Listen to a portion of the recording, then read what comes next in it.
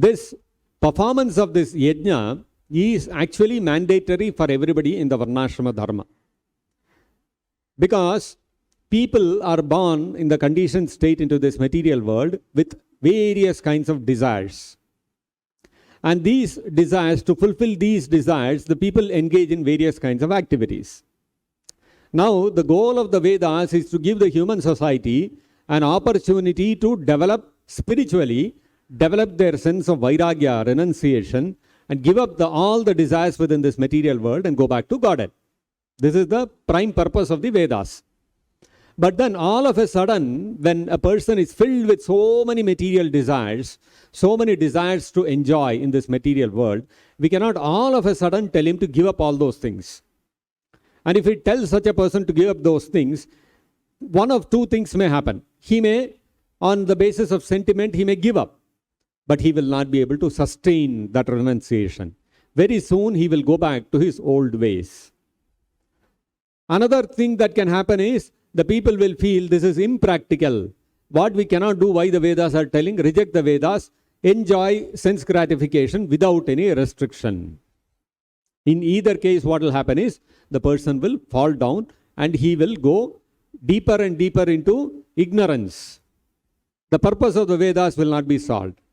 Therefore, the Vedas give various yajnas to fulfill the desires of the living entity. If you have this kind of desire, perform this yajna. If you have this kind of desire, perform this yajna.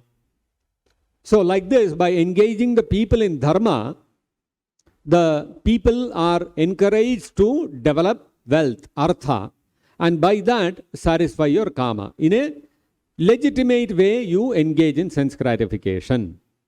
By doing this, gradually, the process is so designed that the person will gradually develop vairagya, renunciation.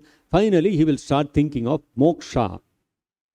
In fact, in the Shastras it is said that to give an example of how the process gradually elevates a person who for 100 births, 100 births, if one executes the dharma of a brahmana very diligently, then without fail, for 100 births if he performs, then after that 100 birth, he will take birth in the planet of Brahmaloka.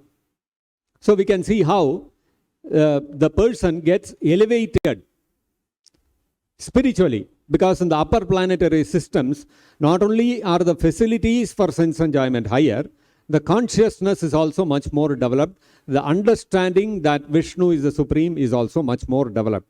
So from there, of course, Brahmaloka, again the living entity has to further progress, and then he can liberate himself. He can attain moksha also.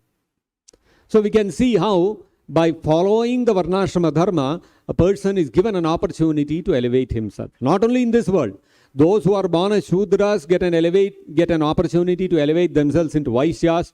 Vaishyas get an opportunity to elevate themselves into Kshatriyas. Kshatriyas get an opportunity to elevate themselves into Brahmanas. And Brahmanas get an opportunity to elevate themselves into upper planetary systems, above Swargaloka. And then from there again further, they can elevate themselves. This is the whole scheme of the Vedas. Now, for that purpose, the yajnas are given.